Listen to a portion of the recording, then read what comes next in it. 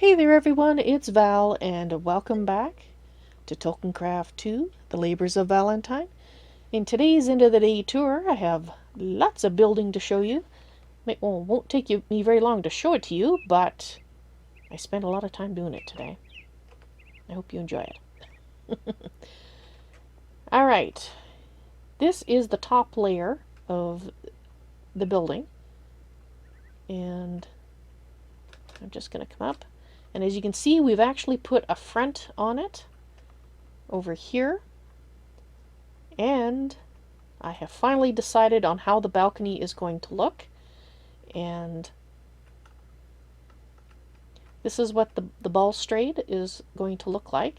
And one of the cool things that I discovered that you're really only going to see when you're flying, although you will see it probably at the lower levels, watch the patterns that the checkerboard makes as you go from one side to the other. And you can see it becomes a proper checkerboard and then it changes. And I really like that. That's really an interesting visual change that was totally unplanned. And I like it a lot. And so doing that, I'm using Merc Oak wood and of course the Wood Elven brick stairs. Regular right side up and upside down. And then we're going to have sort of an inner layer here.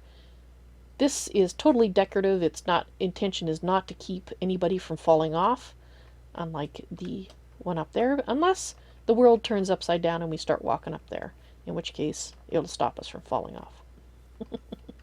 So basically I need to replicate this on each level. And there is going to be, I think, 4 or 5 levels. So imagine this pattern, but on the building as a whole. Now, it is possible that I might change the design from level to level just to give it a little bit more visual appearance, like this particular curvy thing that I started here. I might change it up so that it's not identical. I won't know until I've done the first 2 levels that way and have a look at them and see if I like it the same or if I want to make it different. I'll have to see. Alright. The other thing I did was not visible here, but let me go down one more level. I've actually made the ceiling 2 layers thick, and that is going to allow me to use a different ceiling block or a different floor block if I'm so inclined for the various rooms that we're going to be building on these levels. And I've already made use of that over here because of course we have the grass on this level, but when we go down, down please, you can see that you can't see the grass because we have a layer of brick there. Of course, I'm going to be punching holes. This is all going to be the balcony. I just haven't done it yet. Alright, that was the first thing I wanted to show you. That's what I spent most of the day building. And alright, what else? What else did I work on today? Well, you might notice a new doohickey in my inventory, a wireless terminal. That's the AE system. And I set this up so that, well, I can now access this pretty much anywhere on my base. I've had to make a small adjustment to something else that I'm going to show you. And I have to think about it to see if I can, well, I'll get to that. Let me not get ahead of myself. Alright, so if you haven't used the wireless terminal before, in Applied Energistics 2, you are going to need a few things. I have a few more things here than I need for what I'm going to show you. But what you need is the security terminal. You need the security terminal in order to link the wireless terminal. And you do that by just putting it in here, and that links it. And in order to charge it, you need to use a charger. And in fact, through some accident of me forgetting that I'd already made one and where it was, I thought it had gotten lost and despawned. I have discovered that perhaps two might be a good idea, because you can keep one in here charging while the other one is in your hand. Well, it holds a lot of energy, so that is probably just more of a rationalization on my part for the fact that I've actually got two. Right, so you need the security terminal. The other thing you need, the thing with which it is actually linking, is the ME wireless access point. And in the ME wireless access point, it starts off with a range of 16 meters, which really isn't that much. And it uses 16 RF per tick. However, you can put a stack of up to 64 wireless boosters inside, increase the range to 528 meters, which is bigger than my base, which is fantastic. It does use a lot of energy, however. So you just need to keep that in mind. However, for me building, it means I can now run around and do this and pull my materials out as I need them, instead of having to come back all the time. And that actually reminds me, I almost forgot. Where is it? Aha! Here we go. This is courtesy of Robert, otherwise known as Tex SF. He heard me bemoaning the lack of an Infinity book in there, and he made copies of the one that he had. And thank you very much, Robert.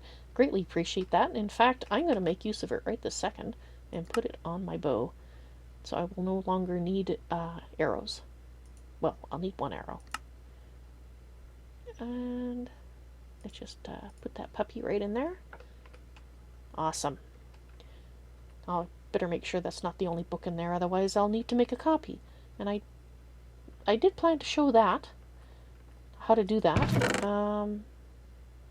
Well, he does have an extra one in there, but alright, we'll see how the time goes. If I have time, I'll do something I promised, which was to show you how that worked. However, I wanted to talk about a couple other things that I set up. Not this stream, it was actually the previous stream, but because I ended that stream early, I didn't get a chance to do an end of the day tour. And right now I have this lever here, which I was hoping to dispense with, but because what it does is it turns this on and off. But it's not going to go off right now because I have something else upstairs. I have a player detector. And let's go up there so I can show you the wiring and whatnot. So this here is the player detector. I just have it disguised. Let's take this out so it's not disguised anymore. So here's the player detector. I have set it to a range, maximum range, which is 20. Kind of wish it was larger, but because it's only 20, as soon as I get out of range of it, it's going to turn off my AE system, which is good because it saves power. Unfortunately, with the wireless terminal, I actually want it to stay on. So this kind of brings back my original problem, which was I wanted to not have a lever that I have to remember to turn off before I end my stream. Because if I leave it on, it's going to be constantly draining power, which, you know, we don't want. And in fact, oh wow. Okay, the wireless terminal, this was at 6 billion. It is, okay, that scares me immensely. All right, I'm going to go and I'm going to pull this out because it is draining power at a ginormous rate, and I didn't think it would be that bad. 5 billion RF in what, 6 hours? Okay, well it's still draining it really fast. Okay, we're gonna have to revisit that. Oh, there was a better power book in there as well? Okay, I'll have to have a look at that, Robert. Anyway, back to describing this. Okay, so you can see why having this turn off automatically would be a good thing. Unfortunately, making use of the wireless terminal is a huge, huge energy drain. And my current system is in no way, shape, or form able to keep up with that power drain, which I didn't realize. So if you look at the activated redstone here, and you can see the line around the player face, once I get 20 away, that should shut off. Actually, let's change it to less than that, just to make it easy to tell. Okay, let's set it to 8. Okay, so as soon as I get out of range, there, it turns off, and that is supposed to turn off my AE system. But I added that lever down there so that when I got out of range, I could still use my wireless terminal. However, I think I'm going to have to revisit my power situation before I make much more use of the wireless terminal, because it has drained 5 billion power in as many hours. 1 billion per hour at a rough estimate, which is kind of insane. I guess that's the price of convenience. Wow, I didn't expect it to cost that much. Alright, so I wanted to show you downstairs. I've got this here so the elves don't fall down. Unfortunately, you can't microblock these in the pack, and the limestone covers are there, so I don't have elves falling down and complaining about being injured, filing workman's compensation forms and the like. Anyway, so yeah, that would turn it off. Right now, the player detector turning off will turn this off as well. I put this lever here so I could turn it on, like I said, keep the wireless going. But we want it to stay on. But you might wonder, well, where is the line coming down that is affecting the ME toggle bus? Great Orator went through the pain of figuring out how to do this at some point in the past, and I'm glad he did, because I was messing around with putting the wires in different places and it was just not working. You have to put the wire on the back of the block that is in front here. So if I break this block, this one right here, or if I break a whole bunch of blocks because I accidentally set this to too large, I will now demonstrate, even though I hadn't planned to, how this works. Frick. Oh well, I meant to do that, right? Okay. Okay, so here's our block. This is the one you need to put the red wire on. It is directly opposite this, which you see is now off right now. The ME toggle bus. So let's go back here. Let's put that there. Let's reconnect. Wire, thank you. Reconnect the wire. Like so, it comes back on. And our ME toggle bus is back on again. So, beautiful. Okay, I'm not going to get distracted by the problem of the power drain. We'll have to figure out something.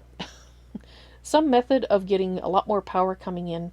I was trying to do it with just the water wheels outside, but I'm starting to think that that's just not going to work.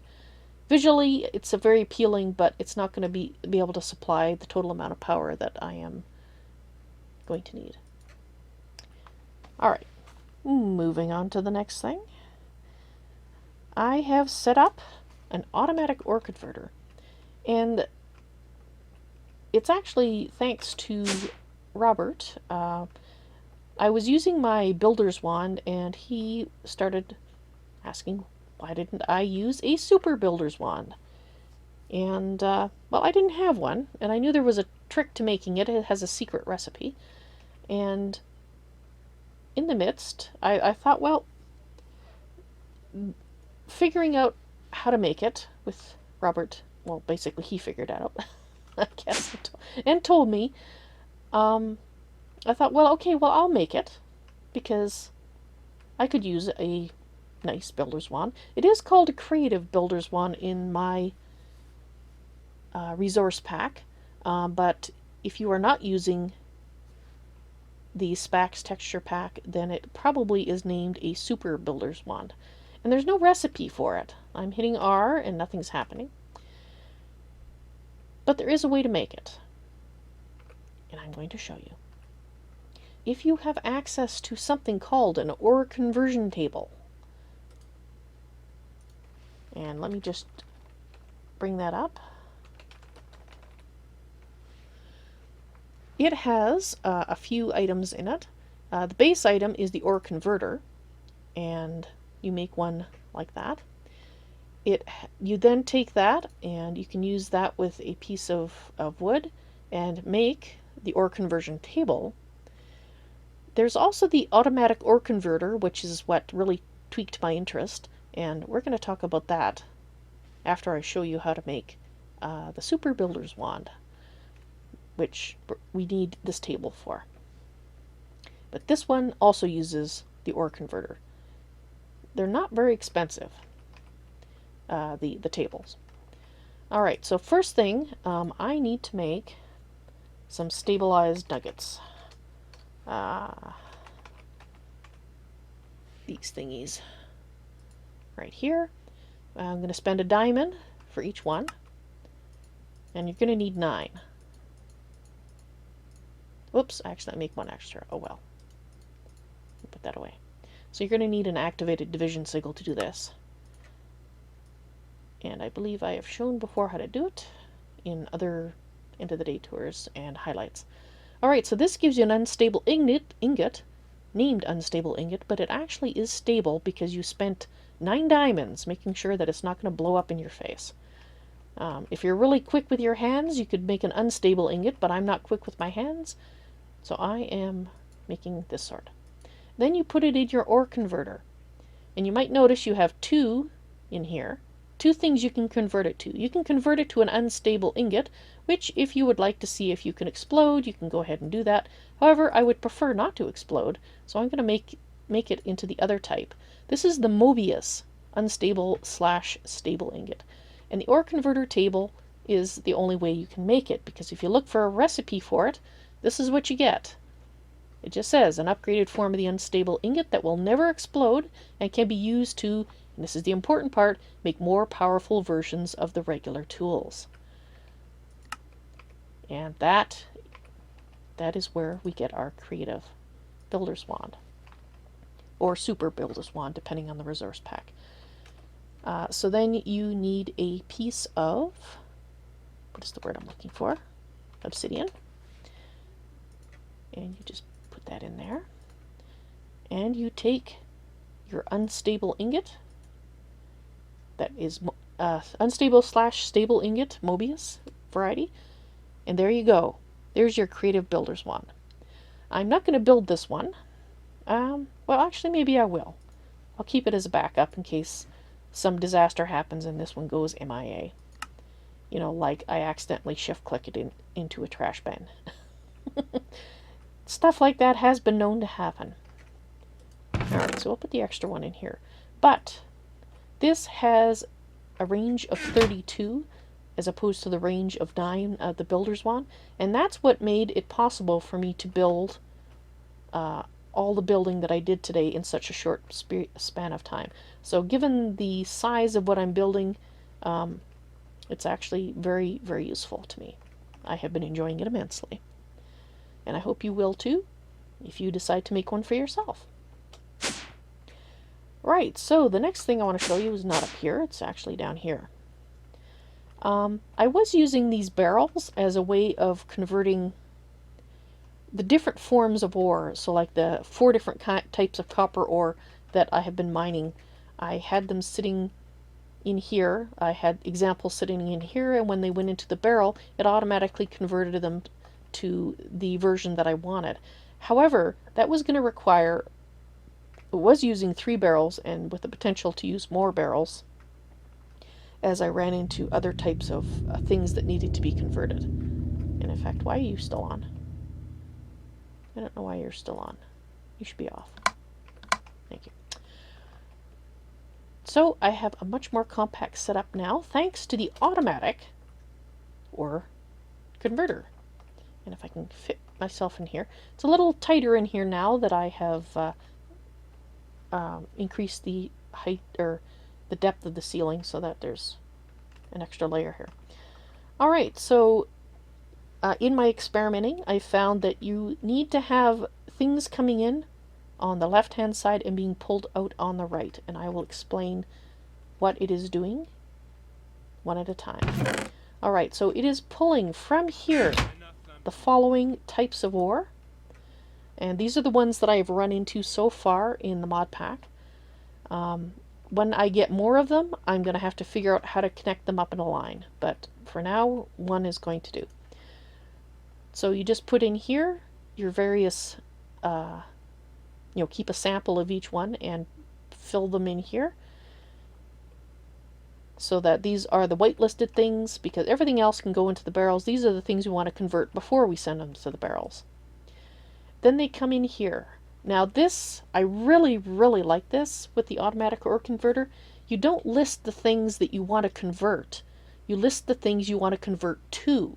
And it's smart enough that when something that comes in that's can be converted, it looks down here and says, oh, it can be converted using the ore dictionary to this. And that's what they want? Okay, let's turn it into that. So this is your input, and that's why it has to come in on the left. And that is your output, and that's what's being pulled out on the right.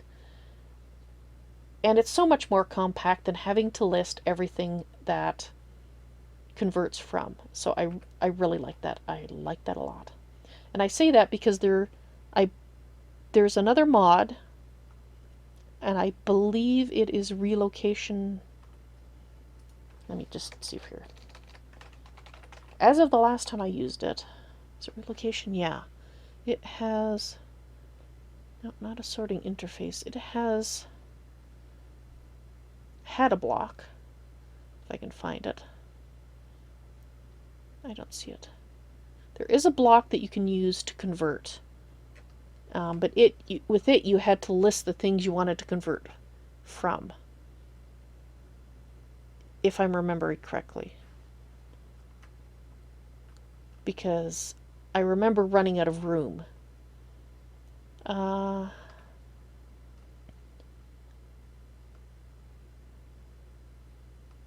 Okay, yeah, I don't see the one that I'm thinking of.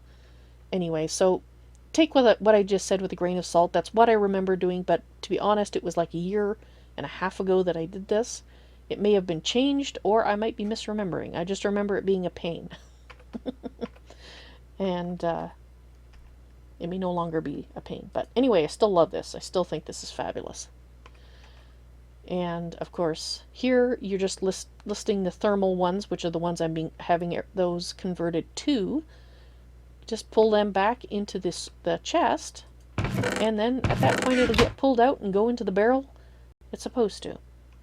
And that is a much more compact way of converting ores to a single type than I had originally. And it all came about because Robert told me that how to make a creative builder's wand. So I got two things out of that I am enjoying a lot. 2 for 1. What's wrong with that? Nothing, I say, nothing at all. Alright, let me just check my list. I believe that is everything I wanted to talk to you about today. And I think I will... Well, let's see if I can make a book. I just need a few more books, and I can demonstrate the copying thing. Books. Plain book, please. Thank you. Let's make this type of book, because I know I've got... Just to make a few. Alright.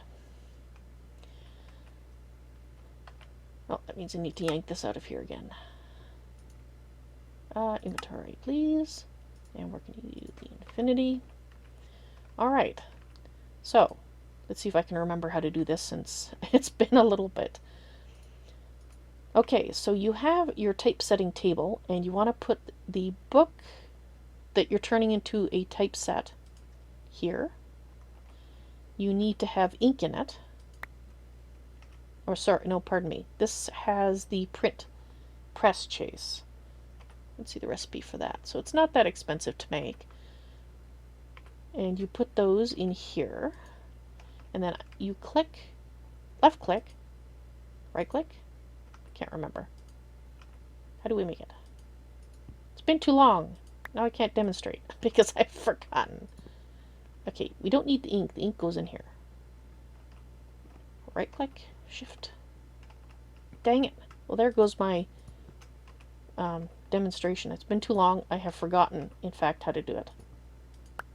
Well, and I'm pretty sure I have everything here I need.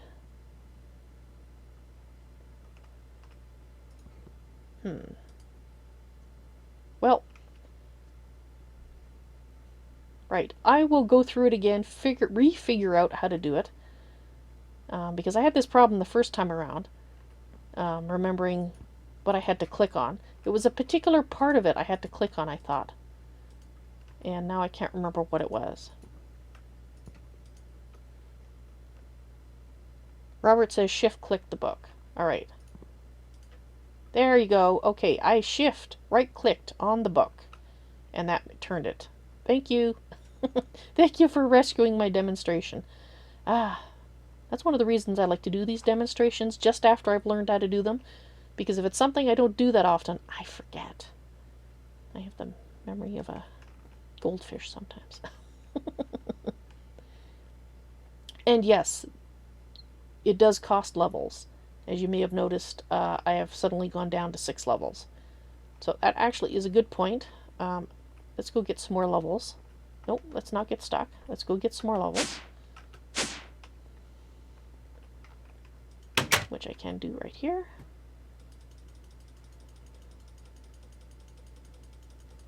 Robert says it took him 20 minutes the first time. Yeah, me too. Thank you for making it not 20 minutes the second time. Alright. My apologies for the poor demonstration. Right, so make sure you have enough levels. Make your print press chase. Put your book there. Shift right click on it. And you get, when you right click on it, you get an enchanted plate. And that's what you want to put right in the center here. If I can figure out how to put it in. There we go. And now it's printing it because I've already put books on there with, I believe it was a right click. And you also put ink in the back there by holding ink in your hand and right clicking on that. Alright, so we have our first book. We can take that off with a right click. So there's the first infinity. I'm going to put that back into my bow. And there's my second book. It makes 3 copies before the printing press is destroyed. So basically you end up with your original book back plus 2 extras. And that's what I'm going to do. I'm going to put these in here, or at least one of them in here, to replace the one that I borrowed. And actually we have a Power 5 book. So let's try the demonstration again and see if I can do this without messing it up. Alright, we put the book here with a right click, and then we shift right click on the book, and we get our typesetting thingy, enchanted plate. And just to show you, there's the ink. I have 46 left. Shift, nope, not shift, just right click. Make sure you're targeting where the ink goes, and then right click where the center of the printing press, and voila, we will shortly have some Power 5 books, which is fabulous.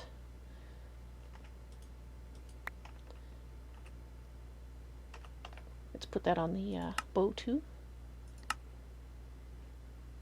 Actually, I had a Power 5 on there. Okay. Didn't realize I'd made a Power 5 book. Whoops. No. Go away. Thank you. You can wear these, by the way.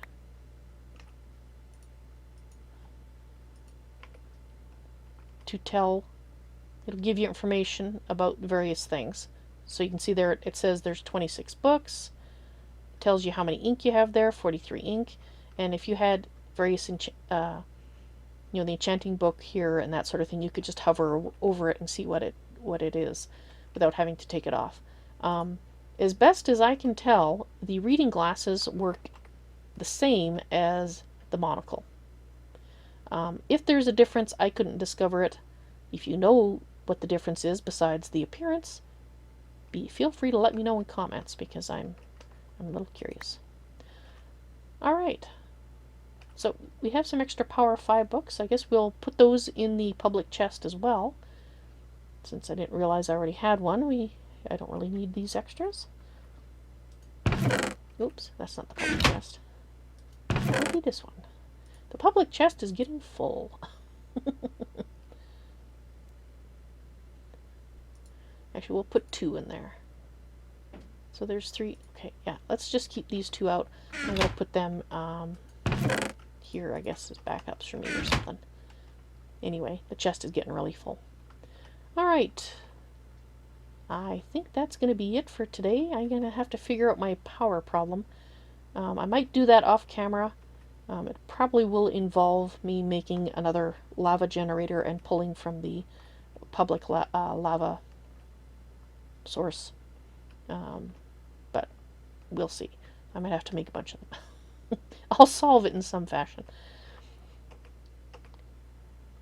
In any case, guys, I hope you enjoyed this end of the day tour, even though I was, particularly squirrely. At least I felt like I was squirrely. Maybe I wasn't. Maybe I was actually kind of coherent.